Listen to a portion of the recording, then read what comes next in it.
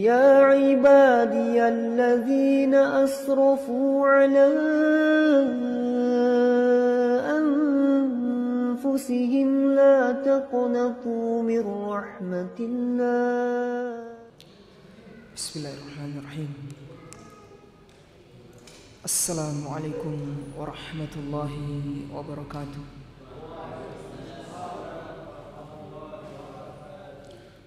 إن الحمد لله نحمده ونستعينه ونستغفره ونعوذ بالله من شرور أنفسنا والسيئات أعمالنا.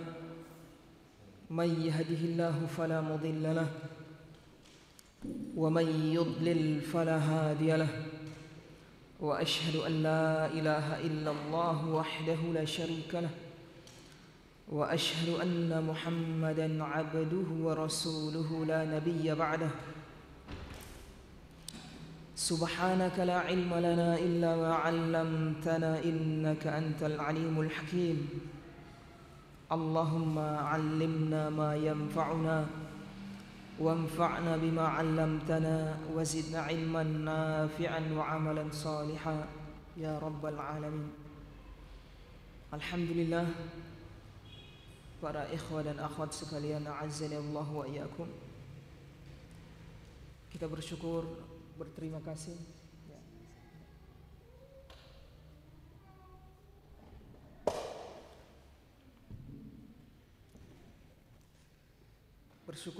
berterima kasih kepada Allah Subhanahu wa taala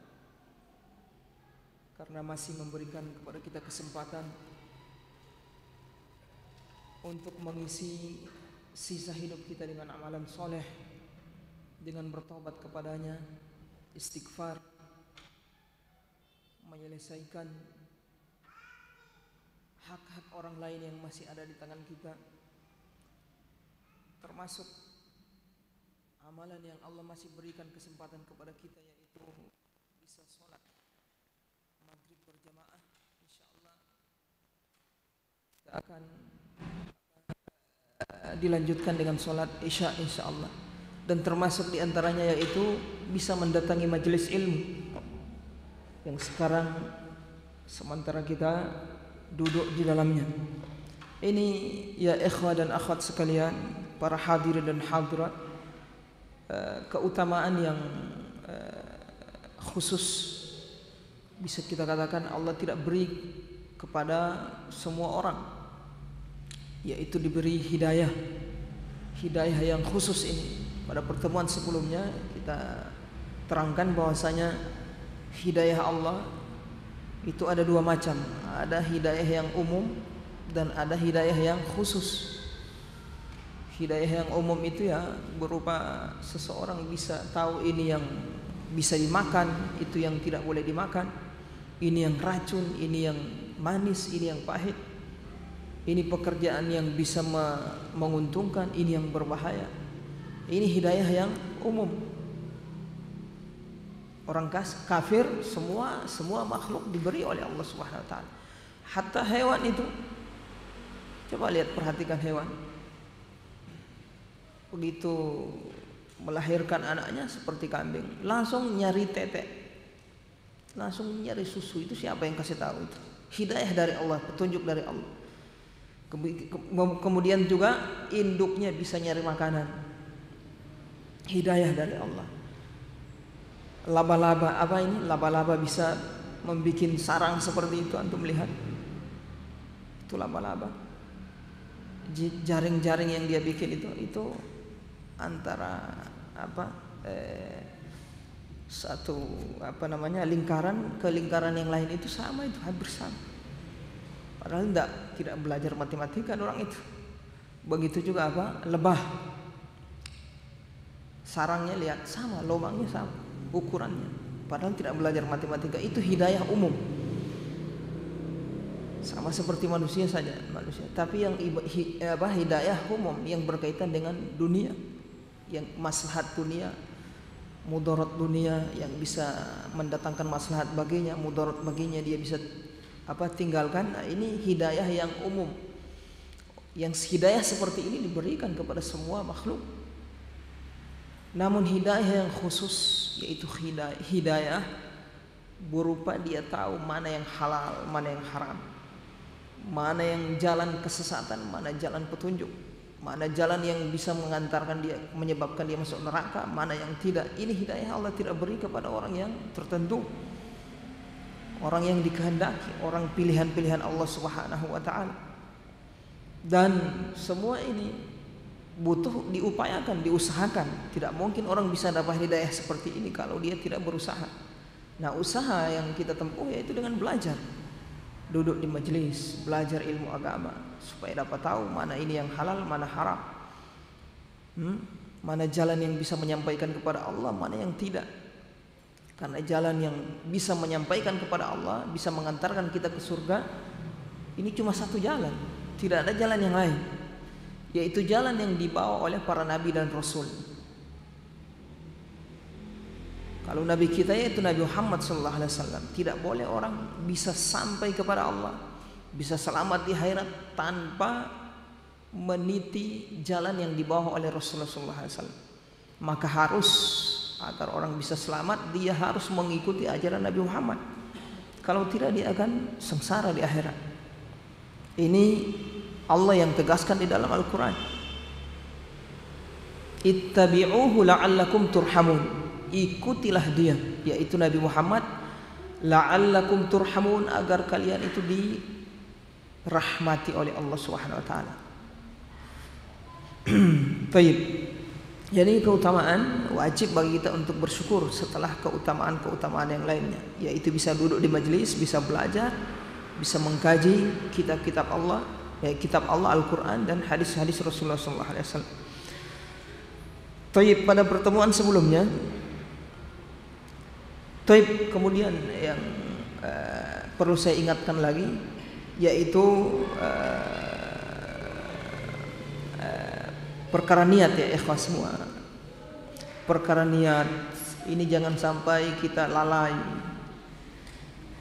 Betapa besar banyak amalan kita.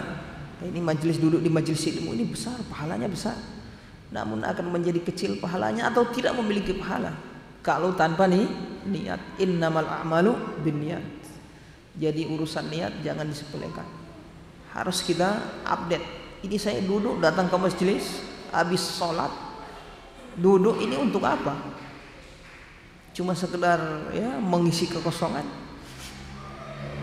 atau ingin menuntut ilmu karena bersemangat mengejar janji Allah Subhanahu wa taala di dalam majelis. Di majelis kata Rasulullah sallallahu alaihi wasallam, majtama'a qaumun fi baitin min buyutillah yatluna kitaballah wa yatadarasunahu bainahum illa nazalat alaihimus sakinah wa ghasyiyatuhumur rahmah wa haffathumul malaikah wa dzakarahumullahu fi man indah. Kata Nabi Muhammad sallallahu alaihi wasallam, tidaklah suatu kaum ini satu orang bisa kaum, dua, tiga, yang mereka itu berkumpul di salah satu dari rumah-rumah Allah. Apa tujuan mereka? Mengkaji, mempelajari Al-Quran, belajar tentang Al-Quran, tentang hukum Allah, tentang surga neraka, perkara yang bisa meningkatkan keimanan mereka, yang bisa membuat mereka dekat dengan Allah, dekat kepada Allah, jauh dari berbuat maksiat, jauh dari amalan-amalan neraka. Illa nazalat alaihimus sakinah. Orang yang berkumpul tadi ini mengkaji Al-Quran, mengkaji ilmu agama, kata Rasulullah SAW, akan nazalat alaihimus sakinah, turun ketenangan. Orang yang duduk di majelis langsung kontan, langsung tenang. Tapi kalau so bubar pulang sudah, so mulai dapat ingat utang, dapat ingat habis bakal ada yang mai tua, dapat ingat lagi macam-macam. Tapi selama di majelis tenang, senyum, damai. Itu janji Allah Subhanahu wa taala. Turun as-sakinah, ketenangan. Wa ghasyiyatuhumur rahmah, kemudian mereka itu ghasyiyat, diliputi oleh rahmat. Ingat, rahmat yang dimaksud ini rahmat apa? Rahmat yang khusus. Rahmat kan dua juga, umum dan khusus. Rahmat yang khusus berupa apa? Rahmat berupa apa ini? Ketenangan dalam beriman, ketenangan dalam beragama, ketenangan dalam mendengarkan kajian, dalam berzikir. Itu namanya rahmat. Rahmat yang khusus, berkah hidup kita. Kenapa orang duduk di majelis bisa jadi dia sebelum di majelis ini dia berbuat dosa. Datang dia di majelis dengar tausiah nasihat, sadar bertobat, pulang Allah ampuni dia terus. Paham ini? Itu rahmat. Daripada habis bikin dosa cuma pergi duduk di rumah, pakai sarung duduk. Jauh itu dari memikirkan apa? Untuk bisa sadar dari dosanya. Tapi kalau dia datang ke masjid, dengar kajian, nasihat-nasihat tausiah, insya Allah yang tadinya jauh dekat dengan Allah, yang tadinya dekat tambah dekat dengan Allah Subhanahu Wa Taala. Tadinya lalai membaca Al-Quran, semakin semangat membaca Al-Quran. Paham di sini? Hati manusia itu sama seperti tanaman. Paham ini? Hati manusia itu sama seperti tanaman. Oleh sebab itulah Rasulullah SAW memperumpamakan wahyu hidayah yang turun dari Allah itu seperti apa? Hujan, air hujan. Tanah ini seperti apa? Hati kita. Jadi hati kita ini sama seperti tanaman atau tanah. Kalau tidak disiram, hidup tidak mati, bisa mati. Belum langsung mati, gersang dulu, gersang, nanti sebentar kalau dibiarkan tidak disirami sudah mati. Sama hati kita seperti itu. Supaya hati ini tetap subur, hidup, subur, alhamdulillah bisa hidup. Hidup kadang terlunta-lunta dari hati. Perumpamaan orang yang kadang cuma beribadah seadanya, bisa sholat, itu orang yang hatinya hidup tapi hidup-hidup begitu. Kalau dia tambah dengan apa? Datang kajian, mendengarkan kajian, maka kehidupan hati tadi bisa subur, ya kan? Bukan sekedar hidup tapi tambah subur, lebih bersemi lagi. Jadi hati itu sama seperti tanaman, harus disiram terus, diingatkan terus, dengar nasihat terus. Kalau tidak lalai mati. Jadi saya nasihatkan ya ikhwan dan akhwat sekalian, apapun problem antum, masalah antum, jangan sampai meninggalkan majelis biar banyak masalah. Jangan tinggalkan majelis. Paksa dia, paksa. Kasiram lagi, pulang lagi, semangat lagi. Ini ada masalah, tidak datang ke majelis lagi. Setan suka, lebih dia suka. Galau ini saya tetap supaya tetap jauh. Tapi kalau dia paksa ke majelis, tak siram lagi di hati. Jadi dipaksa ke majelis ya ikhwan untuk bisa tetap belajar. Karena di majelis itu kita dengar nasihat, tausiah, dan yang kita sampaikan juga nasihat-nasihat dari Al-Quran dan perkataan para ulama. Kita paksa diri kita. Jadi orang itu ada 3 tingkatan dalam beramal itu. Yang pertama tahap pemaksaan. Dia paksa dirinya, kemudian naik tingkatan kedua jadi kebiasaan. So biasa, kalau dia tidak bikin, ada yang kurang ini. Tahap yang ketiga itu yang paling tinggi, sudah merasa nikmat. Sudah bukan cuma biasa, sudah nikmat. Sama seperti orang sholat. Ada orang sholat masih di level apa ini? Yang pertama, dia paksa diri, tapi tetap dapat pahala dia. Dan ada pahala tersendiri ketika orang beramal, dia nafsunya tidak suka tapi dia paksa diri karena Allah. Pahalanya lain dengan orang yang tidak ada tekanan. Paham di sini? Ini mujahadah dia ini, sama seperti jihad, yaitu memerangi hawa nafsu. Dia paksa dirinya sholat, kajian, malas, datang harus paksa dirinya datang terus ada kajian datang. Lama-lama sudah jadi biasa, lama-lama dapat DP titik apa itu nikmat. Kalau sudah dapat DP nikmat sudah selesai, sudah dapat hidayah sudah. Kalau sudah nikmat ya tidak mungkin dia akan lepaskan itu, ya kan? Sudah jadi kebutuhan dia, nikmat dia. Taib ya ikhwah. Jadi kita update terus hati kita ini, belajar ini untuk apa? Beribadah untuk apa? Untuk siapa? Supaya jangan hanya kebiasaan. Atau sebaliknya yang lebih rusak lagi apa? Beramal untuk selain Allah Subhanahu wa taala. Untuk manusia, untuk dipuji, disanjung. Itu jangan hancur seperti ini. Ada orang juga dia tidak dipuji, tidak mau disanjung, tapi sekedar apa namanya ya kebiasaan. Jadi yang mendorong dia datang itu ya karena ikut-ikut rame saja datang. Daripada orang bilang tiada kerja saya di rumah datang. Paham di sini? Nah, jangan. Jangan datang untuk mengejar janji Allah, dapat pahala, dapat pengampunan. Di majelis kita dapat pahala dan dapat pengampunan, bukan cuma pahala, pengampunan. Diampuni dosa kita. Antum susah-susah ada antum pedosa, mau bertobat ingin dosa diampuni, datang ke majelis. Datang ke majelis. Yang memohonkan ampun siapa? Malaikat ya ikhwan. Hatta al-hitanu fil ma, kata Rasulullah sallallahu alaihi wasallam, dimintai ampun, dimintakan ampun untuk dapat rahmat dan diampuni dosa oleh para malaikat. Bahkan seluruh hewan-hewan, bahkan ikan yang ada di lautan. Ini ampunan buat para penuntut ilmu.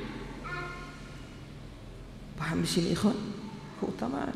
Ini antum kadang susah-susah datang sama orang mau suruh doakan. Kadang itu orang yang antum mau minta doa sama dia, kadang juga ada dosa. Kadang berdoa tidak diterima oleh Allah Subhanahu wa taala. Ini yang berdoa malaikat. Malaikat punya dosa apa? Tidak ada. Paham ya? Dan juga majelis seperti ini kata Rasul, wa hafathumul malaikah. Di majelis mereka dinaungi oleh malaikat. Malaikat juga hadir. Insyaallah. Malaikat hadir di majelis. Antum tahu kehadiran malaikat adalah keberkahan. Kehadiran malaikat adalah keberkahan, rahmat buat orang yang ada di situ. Makanya rumah yang ada anjing dengan ada gambar makhluk bernyawa, masuk tidak malaikat? Malaikat rahmat tidak masuk. Ini menunjukkan suatu tempat kalau di situ ada malaikat rahmat, tempat tersebut keberkahan. Makanya di malam bulan Ramadan, Lailatul Qadar, malam penuh keberkahan, malaikat banyak turun di malam itu. Banyak turun di malam itu. Dan juga Rasulullah SAW menyebutkan juga bahwasanya solat yang paling utama adalah solat asar dengan solat subuh. Kenapa disebutkan? Karena pada solat asar dan solat subuh malaikat siang dan malam berkumpul di situ. Jadi di waktu yang lain malaikat siang itu bergiliran, malaikat malam di waktu malam, siang, yang siang punya. Tapi kalau subuh dengan asar gabung mereka. Makanya sholat asar juga itu sholat paling utama itu, sholat subuh. Nah ini keutamaan kita di majelis yang dihadiri oleh para malaikat, insyaallah. Mudah-mudahan majelis kita seperti itu. Ya, sebagaimana yang disebutkan tadi oleh Rasulullah sallallahu alaihi wasallam. Wa haffathumul malaikah wa dzakarahumullahu fi man indah. Keutamaan yang keempat, Allah menyebut-nyebut, memuji-muji orang yang hadir di majelis di hadapan para malaikat. Ya Allah, keutamaan. Kadang orang kalau mendengar janji-janji seperti ini, siapa yang sholat seperti ini diampuni dosanya. Siapa yang menegakkan man shoma imanan wahtisaban ghafarallahu lahu ma taqaddama min dzambi. Siapa yang berpuasa puasa Ramadan dengan penuh keimanan dan ihtisab, berharap pahala, Allah akan mengampuni dosanya yang lalu dan akan datang. Ghafarallahu ma taqaddama min dzambihi, dosa-dosa yang telah berlalu. Nah, ini janji-janji seperti ini kadang kita dengar cuma seperti biasa. Iya kan? Ini menunjukkan imannya kita ini masih kurang. Tapi kalau dengar janji, bakarnya di sana dapat gaji 20 juta satu bulan. Wih, di mana itu? Bakar 20 juta satu bulan. Tapi kalau Allah mengatakan siapa yang berbuat ini pahalanya sekian, mau nguap lagi benar. Iman di mana iman? Mengaku iman kepada Allah. Iman kepada Allah mencakup iman kepada apa yang Allah janjikan berupa pahala, pengampunan. Contoh tadi Rasulullah SAW mengatakan, siapa yang duduk di majelis apa tadi? Diampuni dosanya. Subhanallah. Tayyib, paham ini? Yang dimintakan ampun oleh para malaikat, hewan-hewan, bahkan ikan yang ada di lautan. Tayyib ya ikhwah, mudah-mudahan kita semangat belajar. Sampai di mana kemarinnya?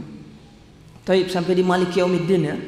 Nah, kita kembali pada tafsir surat Al-Fatihah di ayat yang ke berapa ini? Alhamdulillahirabbil alamin arrahmanirrahim maliki yaumiddin, ayat yang ketiga atau keempat. Terjadi perselisihan di kalangan para ulama, apa bismillahirrahmanirrahim itu ayat pertama dari surat Al-Fatihah atau bukan? Orang tidak bahas. Paham di sini? Selesai di tafsir kemarin.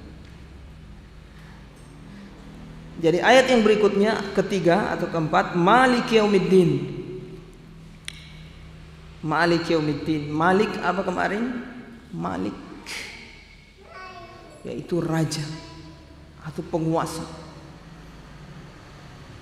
Jadi beberapa sifat yang Allah sebutkan, nama yang Allah sebutkan untuk dirinya ini dalam surat Al-Fatihah ini, Alhamdulillahirabbil alamin. Segala puji bagi Allah Rabbil alamin. Kenapa Allah terpuji? Rabbil alamin, karena Allah itu Rabb alam semesta. Apa itu Rabb? Pencipta, pengatur, yang memberi rizki, yang menjaga dan seterusnya.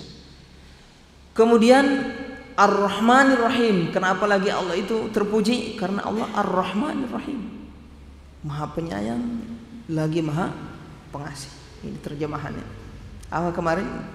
Ar-Rahman yang memiliki kasih sayang yang luas, tak terbatas kepada seluruh hambanya. Ar-Rahim yang memiliki kasih sayang khusus buat orang yang beriman. Jadi kasih sayang Rahim ini kasih sayang khusus buat orang yang beriman berupa apa? Membantu mereka dalam urusan agama mereka, menjaga mereka dari penyimpangan. Allah yang menjaga kita dari penyimpangan ya. Allah yang menjaga kita dari kekufuran. Kita ini tidak sampai kafir, tidak keluar dari Islam karena penjagaan dari Allah, rahmat dari Allah. Ingat, bukan karena orang becerdas. Karena saya ini jago ya mungkin saya jadi kafir. Tidak ada. Paham ini? Rahmat dari Allah SWT, rahmat yang khusus, yaitu Rahim. Taib. Ar-Rahmanir Rahim, Maliki Yaumiddin. Kemudian juga sifat yang ketiga atau nama yang berikutnya yang menjadi sebab kenapa Allah terpuji. Maliki Yaumiddin, karena Allah itu raja, penguasa. Karena Allah itu raja dan penguasa, itu Malik.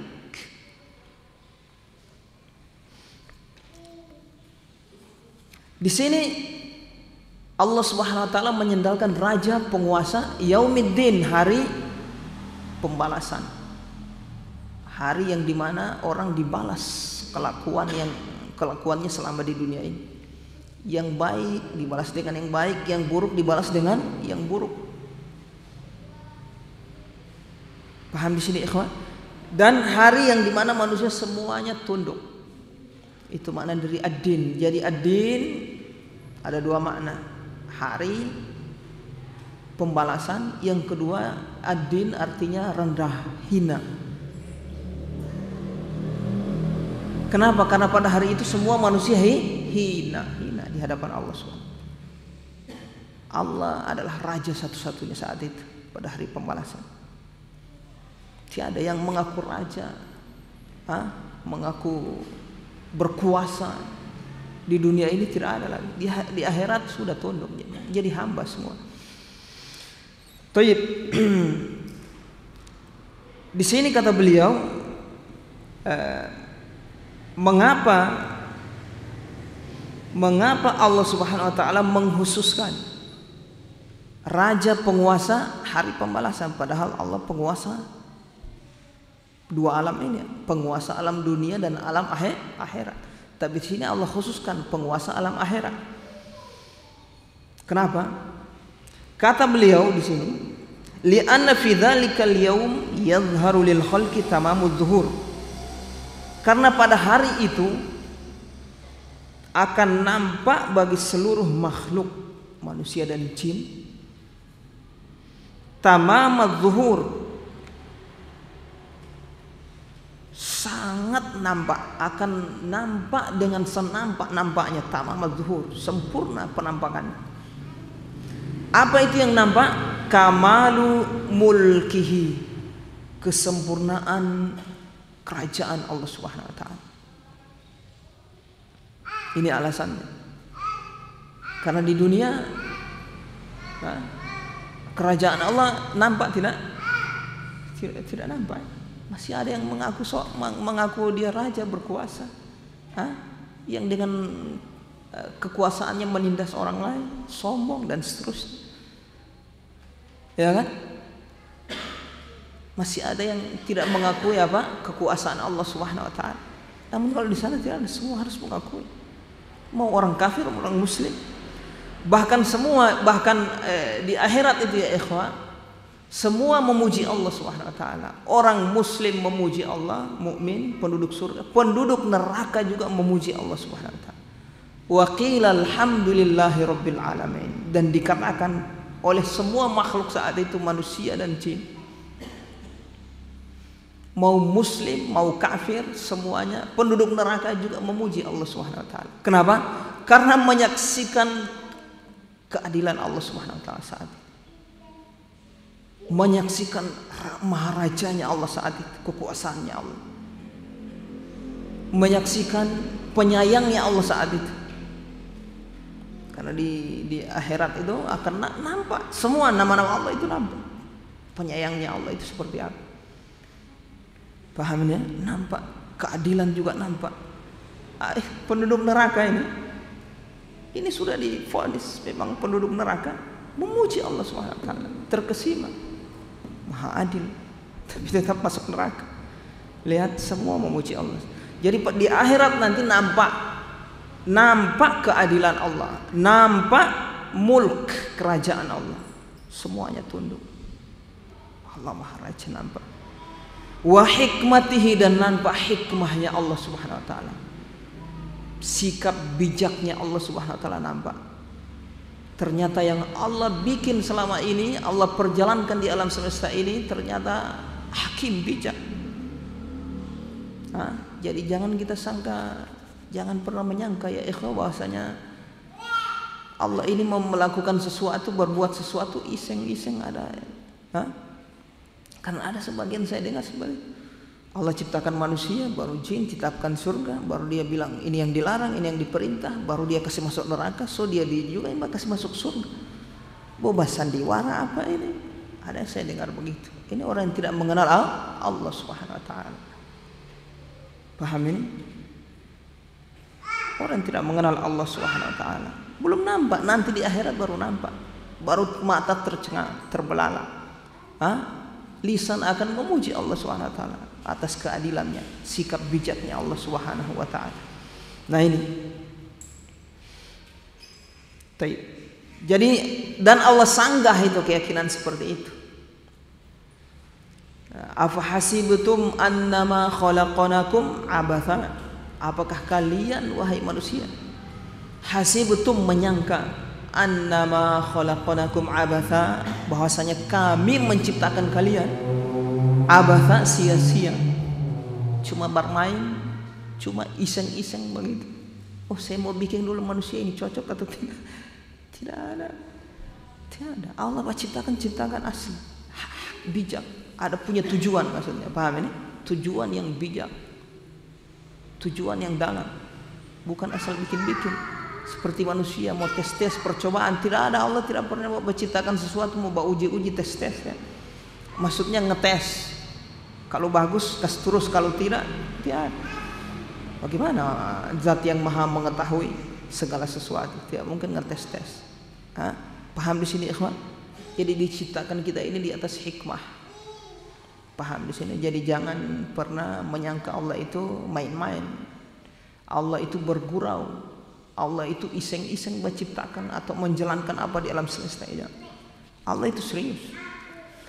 Wa annakum ilaina la turja'un, kalian menyangka kalian diciptakan hanya main-main, iseng-iseng, bercanda, dan kalian tidak akan dikembalikan kepada aku, kata Allah. Tetap kalian itu diciptakan dengan apa? Dengan apa? Karena hikmah, bukan iseng-iseng. Dan kalian ini akan dikembalikan kepada aku, kata Allah, untuk mempertanggungjawabkan kelakuan selama di dunia, nanti di akhirat ada apa? Paham di sini? Nah, jadi jangan sampai ya ikhwah torong sia-siakan torong pisisa umur ini. Isi dengan amanah. Tiada kalau di akhirat mau minta uzur, di sini kesempatan. Baru cuma satu kali kesempatan yang Allah beri, hidup ini berapa kali?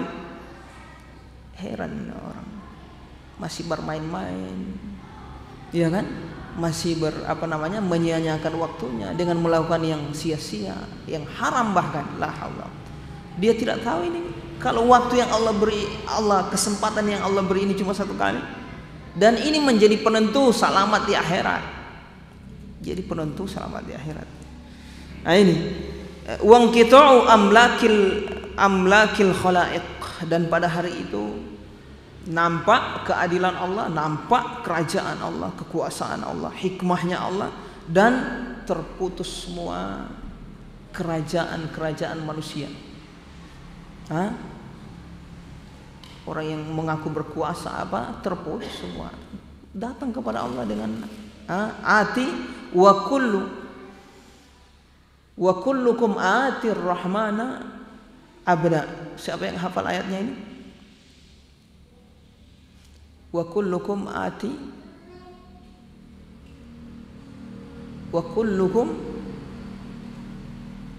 yaumal qiyamati atir rahman abda, yaitu semua kalian pada hari kiamat akan mendatangi Allah dalam keadaan abda, sebagai hamba, hina hamba, tidak bawa apa-apa kecuali turang amalan. Tayyib, terputus hatta innahu yastawi fi dzalikal yaum al muluk war ru'aya wal abid wal ahrar. Pada hari itu sama al-muluk, raja-raja yang ada di dunia dulu, penguasa yang ada di dunia, ro'aya, begitu juga rakyat, orang biasa, wal abid, hamba, wal ahrar, orang merdeka, kaya, miskin, kulluhum mud'inuna li'azamatihi khadi'una li'izzatihi. Semua mereka mud'in, tunduk, li'azamatihi, atas kebesaran Allah Subhanahu wa taala. Khadi'una li'izzatihi, tunduk atas kewibawaan Allah, keperkasaan Allah. Muntadhiruna limujazatihi, sambil menunggu balasan atas perbuatan mereka. Rajuna thawabahu, mengharap pahala mereka.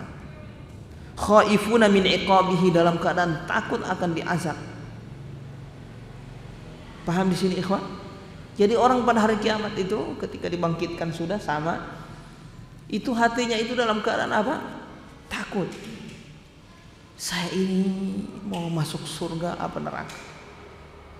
Baru ingat, yang dia ingat itu dosanya. Paham ya? Dosanya saja. Falidzalika khassahu bidzikr. Oleh sebab itu Allah Subhanahu wa taala menyebutkan pengkhususan Malik Yaumiddin, raja hari pembalasan. Padahal Allah raja dunia dan akhirat, di dunia maupun hari pembalasan. Tapi Allah menyebutkan kenapa? Karena memang pada hari itu nampak kekuasaan Allah, kerajaan Allah. Ini alasannya, hikmahnya. Paham di sini? Tujuannya kenapa Allah menyebutkan pengkhususan, menyebutkan secara khusus bahwasanya Allah itu raja hari pembalasan. Wa illa fahuwal malikul yaumiddin wa li ghairihi minal ayyam. Kalau tidak, kata beliau, wa illa, Allah itu raja untuk semua alam, alam dunia dan alam akhirat. Taib. Dan kalau kita lihat atau perhatikan ini ya ikhwah, 3 ayat yang agung ini, Alhamdulillahirabbil alamin, Ar-Rahmanir Rahim, Maliki Yaumiddin. Sebagian ayat akan menimbulkan pengharapan. Paham ini? Menimbulkan cinta kepada Allah Subhanahu wa taala, dan sebagiannya akan menimbulkan menanamkan rasa takut. Kalau orang baca Alhamdulillahirabbil alamin, Ar-Rahmanir Rahim, yang Maha Penyayang lagi Maha Pengasih. Cinta. Paham di sini? Dia akan cinta kepada Allah Subhanahu wa taala karena Allah itu Maha Penyayang lagi Maha Pengasih. Termasuk makna penyayang pengasih ini mengampuni dosa ya. Paham di sini? Tiap hari bikin dosa, tiap hari Allah berikan nikmat. Paham ini? Ini juga memunculkan rasa malu ini. Muncul malu. So dikasih nikmat baru bikin dosa. Bikin dosa tapi Allah kasih nikmat. Coba lihat. Antum kalau ada orang yang membantu antum, ya kan? Apa yang kita butuhkan dia beri, dia sayang kita, dia kasih. Kalau antum bikin apa yang dia tidak suka, bagaimana perasaan? Paham di sini? Dia bantu terus. Paling kalau lihat mari Pak Haji, ya kan? Baru mau bikin apa yang dia tidak suka, perasaan tuh. Ini dia bantu-bantu terusin, bantu tolong apa semua yang kita butuhkan. Tapi muncul rasa cinta, ketergantungan kepada orang itu, sayang kepada orang itu, hormat, ya kan? Mau bikin yang dia tidak suka, pada kamu. Paham di sini ikhwan? Nah, di sini. Bagaimana dengan Allah Subhanahu wa taala? Apa yang Allah tidak kasih sama orang? Apa yang Allah tidak kasih sama orang ya ikhwan? Semua Allah kasih, tapi orang bikin dosa terus. Di samping itu Allah kasih nikmat terus. Coba lihat. Kalau manusia lain, antum bikin yang dia tidak suka, bantuan putus. Paham ini? Selama dia dengar antum puji dia, antum hormat sama dia, ngucur bantuan. Antum hormat terus. Dia dapat dengar antum bikin yang dia tidak suka, sebab pilih yang lain terajal putus bantuan. Betul ini? Allah tidak. Antum bikin dosa terus, bantuan jalan terus. Napas lega. Napas di rumah sakit itu napas berapa itu oksigen? 1 juta itu satu tabung itu. Sekitar 1 juta ya. Selama ini orang menapas berapa kalau mau suruh bayar? Tapi bikin dosa terus. Paham di sini ikhwan? muncul malu dong sama Allah. Makanya kata siapa ini, Ibnul Qayyim Al-Jauziyah, man istahya lillahi an ma'siyatihi istahyallahu anhu fi iqabihi. Siapa yang malu kepada Allah ketika bermaksiat kepadanya. Jadi kalau dia bermaksiat, dia malu kepada Allah. Malu apa? Allah suka kasih nikmat, Allah so sayang sama saya, Allah perhatikan saya mau bikin dosa, jangan, ya Allah. Malu dia sama Allah. Maka Allah malu juga bersiksa dia di akhirat. Paham di sini? Kenapa? Karena Allah itu bersifat pemalu. Innallaha hayyun karim. Sesungguhnya Allah itu hayy. Hayy itu artinya pemalu. Maksudnya malu ketika hambanya itu berbuat baik, Allah tidak mau kasih. Ketika hambanya meminta, Allah tidak mau kasih. Allah malu, tetap Allah kasih. Sana kan tidak diminta, Allah kasih. Nah itu. Apalagi dia ingin berbuat dosa, dia ingat Allah dengan segala apa yang Allah beri nikmat, terkekang untuk berbuat dosa karena malu kepada Allah. Allah akan malu juga mengazab dia di akhirat. Paham di sini? Balasannya, karena Allah itu maha membalas kebaikan seorang hamba. Allah itu syakur, maha membalas kebaikan seorang hamba. Tayyib ya ikhwan. Nah ini akan nama Ar-Rahman Ar-Rahim ini nama yang paling luas ya ikhwan, terkandung makna pengampunan, terkandung makna apa? Penguluran dari dosa. Berbuat dosa Allah tidak langsung azab satu kali saat itu, tapi dikasih ulur, nikmat terus. Masya Allah, muncul cinta. Paham di sini? Saya suruh bikin dosa terus, dia sayang terus saya. Antum tidak cinta sama Allah SWT. Zat yang kita sembah selama ini seperti itu ya. Masih ada waktu ya. Jadi zat yang kita sembah selama ini ya ikhwan, kita mintai doa terus, kita sujud karena dia. Seperti itu, maha penyayang, maha pengasih, maha pengampun, maha membalas kebaikan dengan yang lebih banyak, maha mengulur-ngulur ketika orang bikin dosa tidak langsung diazab, maha penyabar.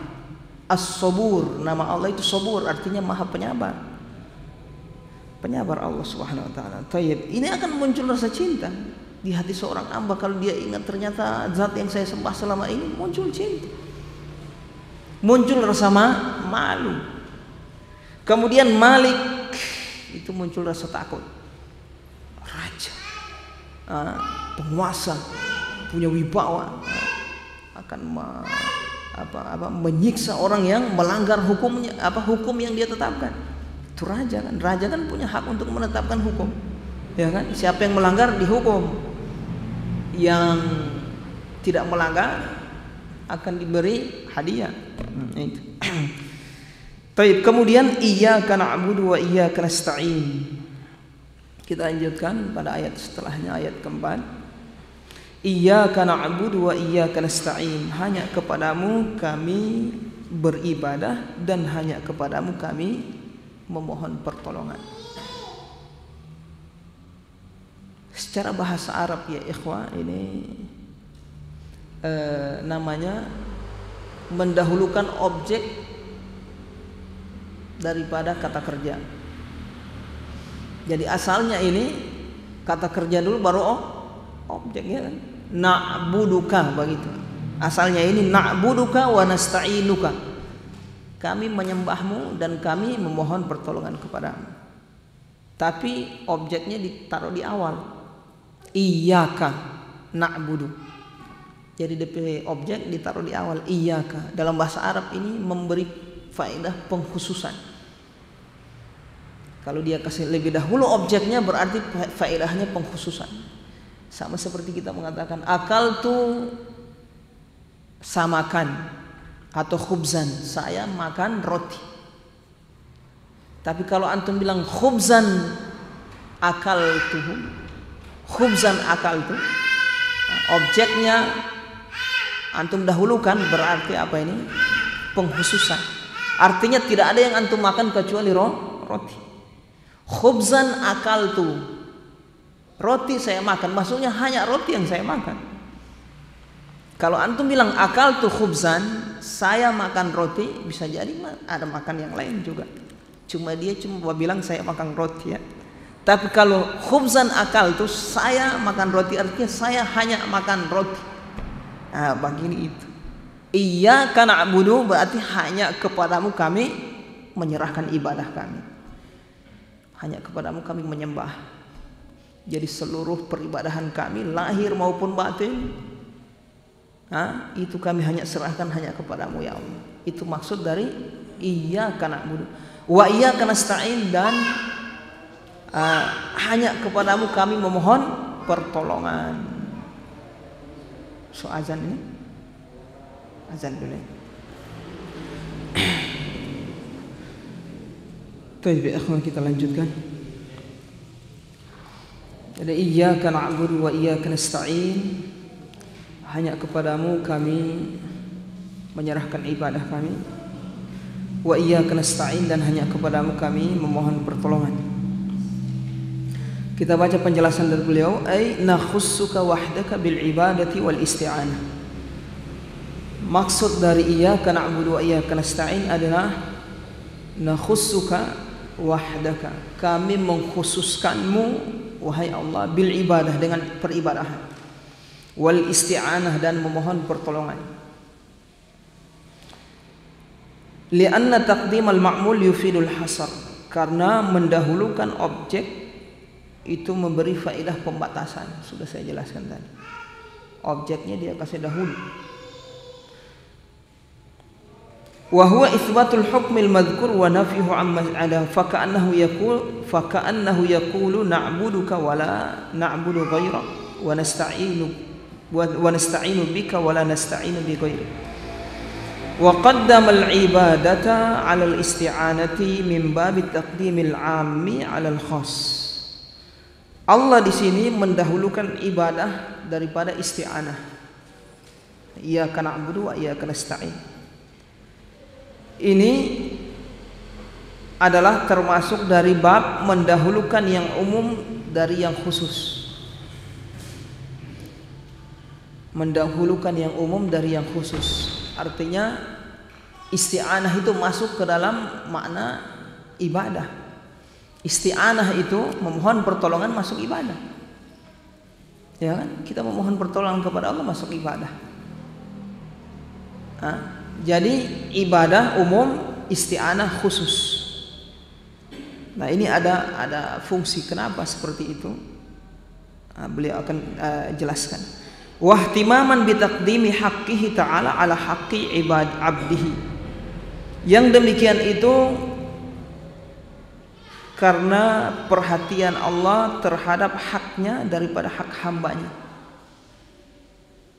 Karena isti'anah memohon pertolongan, haknya siapa? Haknya hamba. Diibadahi haknya siapa? Allah. Jadi beribadah haknya Allah, tapi di memohon pertolongan supaya dibantu haknya hamba. Jadi hamba ini kalau memohon pertolongan kepada Allah, Allah akan bantu. Dia punya hak untuk dibantu oleh Allah Subhanahu wa taala. Paham ini? Akan dibantu oleh Allah Subhanahu wa taala. Nah, oleh sebab itu kenapa Allah dahulukan ibadah daripada isti'anah. Kemudian beliau mendefinisikan apa itu ibadah. Wal ibadatu ismun jami'un likulli ma yuhibbuhu Allah wa yardah minal a'mal wal aqwal adh-dhahira wal batinah. Ibadah adalah sebuah nama yang mencakup seluruh perkara yang dicintai oleh Allah dan diridhoi oleh Allah, baik berupa perkataan maupun baik berupa amalan maupun berupa perkataan, baik yang lahir maupun yang batin. Itu definisi dari ibadah.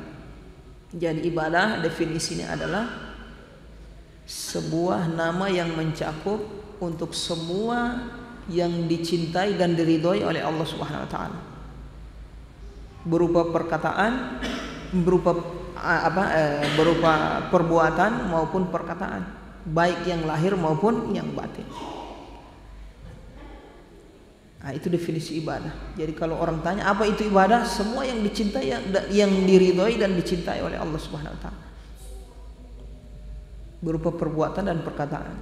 Jadi ketika di dalam Al-Qur'an, dalam hadis Allah mencintai sesuatu perbuatan, berarti itu ibadah. Paham di sini? Semua sholat, puasa, zakat, berbuat baik kepada tetangga, kepada orang tua dan seterusnya, zikir, semua dicintai oleh Allah, diridhoi oleh Allah, itu berarti itu ibadah. Paham di sini? Nah, itu definisi ibadah.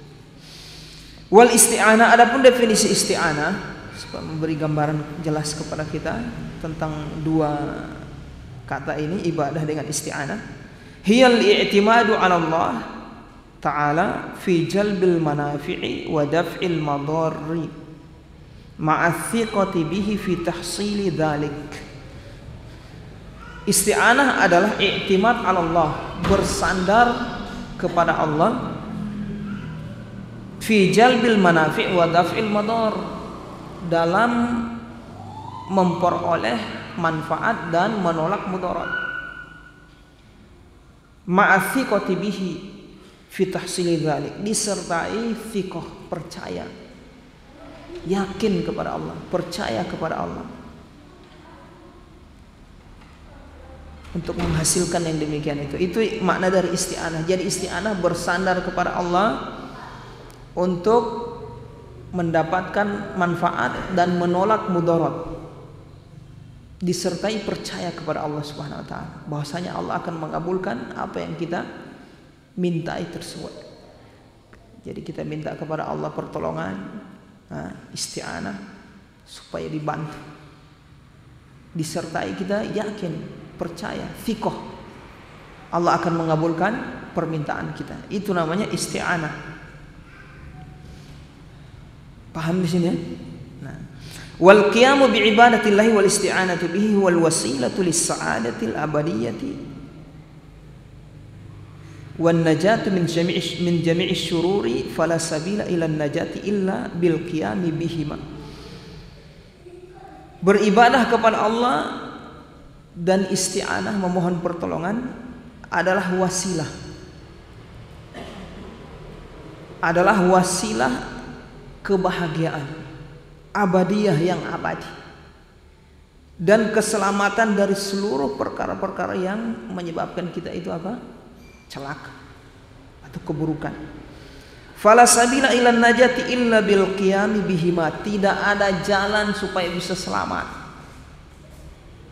tidak ada jalan supaya bisa selamat kecuali selamat di dunia dan di akhirat, kecuali dengan melakukan keduanya. Beribadah kepada Allah, memurnikan ibadah yang dimaksudkan, bukan sekedar beribadah, memurnikan ibadah kepada Allah, yaitu meninggalkan kesyirikan, riya, apa semua dan seterusnya, dan memohon pertolongan. Paham di sini? Ini kalau kita laksanakan, kita akan selamat dunia akhirat. Paham di sini, ikhwan? Kadang ada orang cuma beribadah tapi isti'anahnya kurang kepada Allah. Jadi seperti dia sholat,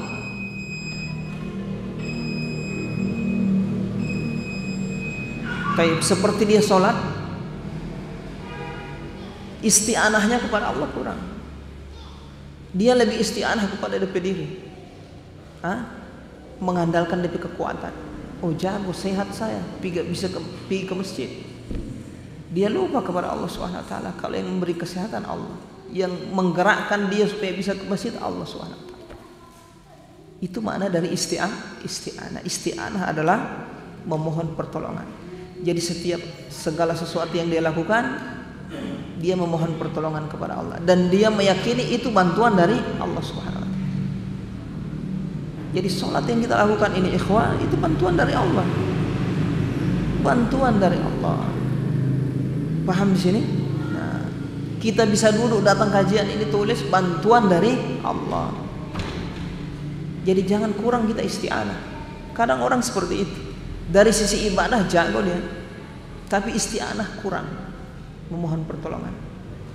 Ya Allah, bantulah aku ya Allah untuk bisa istiqomah dalam sholat 5 waktu. Pernah kita minta sama Allah, keluar dari rumah kosong pikiran. Cuma datang cuma sembahyang beribadah. Tidak pernah terbetik harapan dalam hatinya meminta, ya Allah, ini adalah atas bantuanmu ya Allah, bantulah aku untuk bisa istiqomah dalam beribadah. Itu makna isti'anah ini. Ini maksud kenapa Allah sering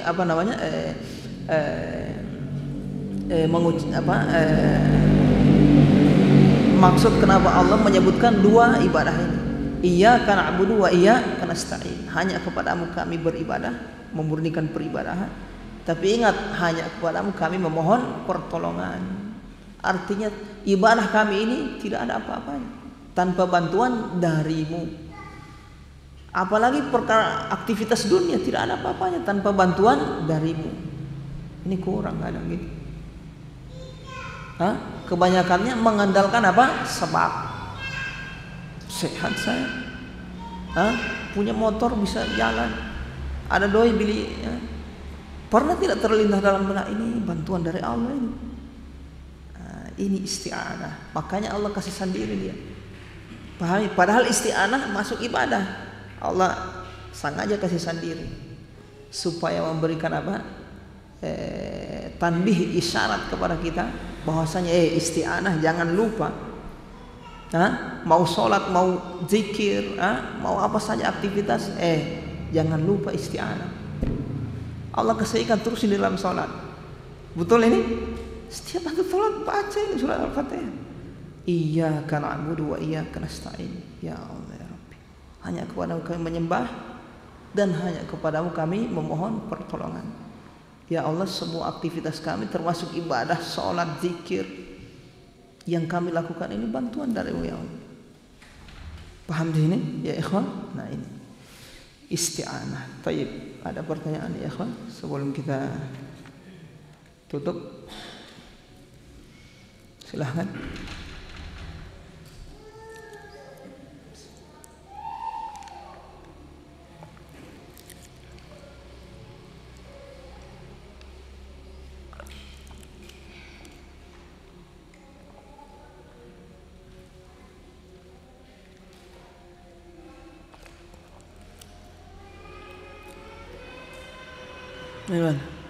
Mana Syahril? Ada pertanyaan Syahril? Pak Ramli?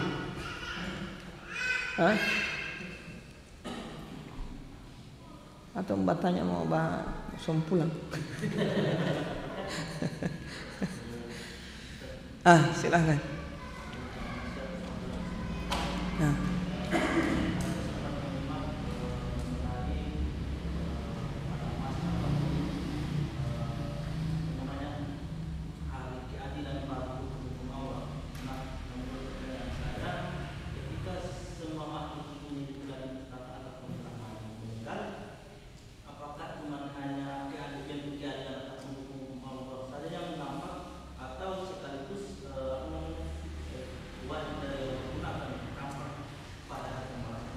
Wajah apa?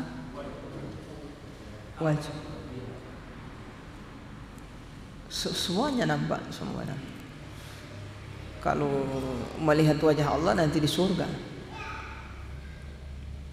Melihat wajah Allah ini kenikmatan paling tinggi, bertemu dengan Allah, melihat wajah Allah SWT.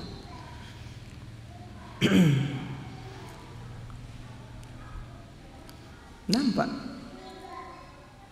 Tapi kalau di padang mahsyar,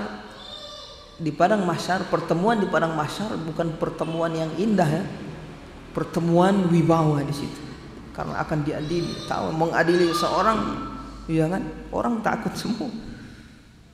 Tapi pertemuan keindahan nanti di surga, bertemu dengan Allah dengan pertemuan yang indah, nikmat. Melihat wajah Allah itu sudah paling nikmat, sudah nikmat paling tinggi di surga adalah melihat wajah Allah. Paham ya? Nah, itu tujuannya Allah menciptakan kita, supaya berjumpa dengan Allah. Jangan sampai tidak berjumpa. Tapi supaya berjumpa dengan Allah punya syarat, beramal soleh dan meninggalkan kesyirikan. Man kana yarju liqa'a rabbih falyamal amalan shalihan wa la yusyrik bi ibadati rabbih ahada. Bi ibadati rabbih ahada. Siapa yang mengharapkan perjumpaan dengan Allah, maka hendaknya dia beramal soleh dan jangan melakukan kesyirikan sedikit pun dalam beribadah. Jangan melakukan syirik, lakukan amalan soleh dan jangan melakukan syirik. Sudah, kita akan berjumpa dengan Allah di akhirat. Paham di sini? Nah, itu tujuannya supaya berjumpa dengan Allah. Berjumpa apa lebih asik? So di situ lebih asik. Paham ini? Karena Allah itu maha terpuji, Allah suka dengan pujian. Allah ciptakan langit, bumi, apa yang indah-indah ini tujuan Allah supaya manusia ini memuji Allah Subhanahu wa taala. Supaya Allah subhanallah, masya Allah, subhanallah, puji Allah subhanallah. Ini datang balik ke tamasya cuma pegaga apa pegaga. Allah tujuan menciptakan yang indah-indah itu supaya kita memuji Allah Subhanahu wa taala. Cuma berpuji sampai di makhluk, puji sampai yang bikin itu yang indah itu. Karena Allah itu indah, sengaja dia ciptakan ini supaya orang berpuji dia. Paham ini? Nah, karena Allah ini suka dipuji, makanya hamba ini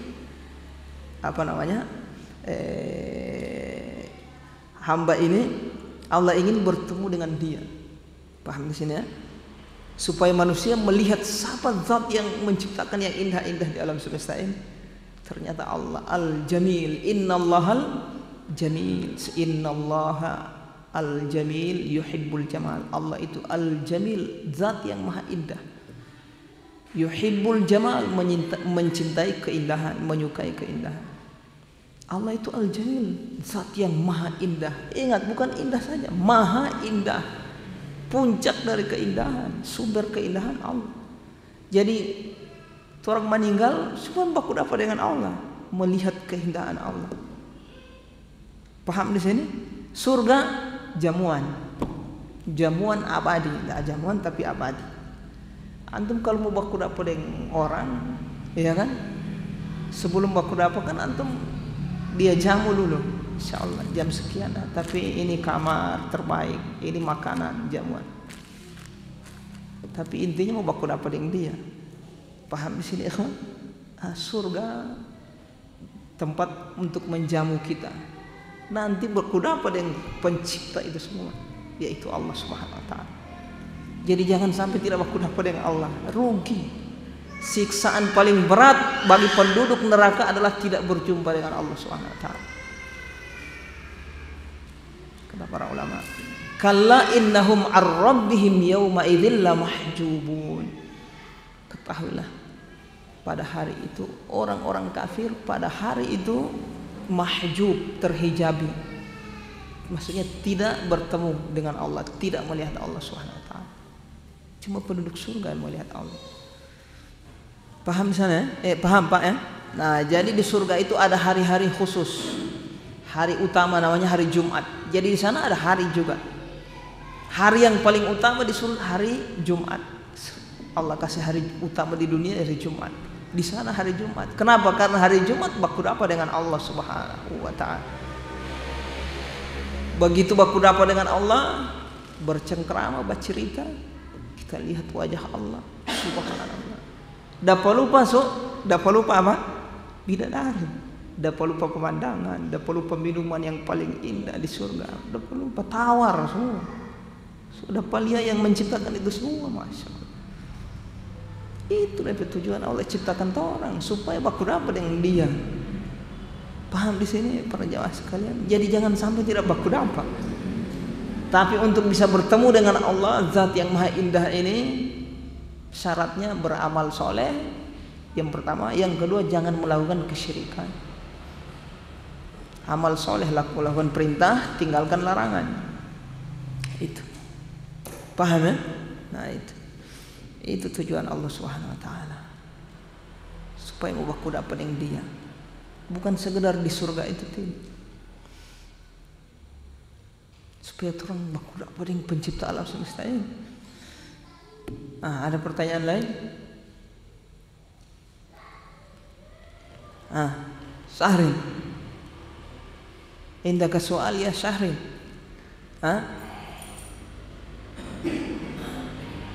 Pak Agus, ada pertanyaan Pak Agus?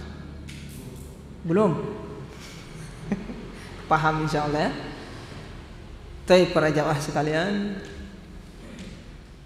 untuk sempurnanya majelis ini, marilah kita tutup dengan doa kafaratul majlis. Subhanakallahumma wa bihamdika asyhadu an la ilaha illa anta astaghfiruka wa atubu ilaik. Assalamualaikum warahmatullahi wabarakatuh. قل يا عبادي الذين أسرفوا على أنفسهم لا تقنطوا من رحمة الله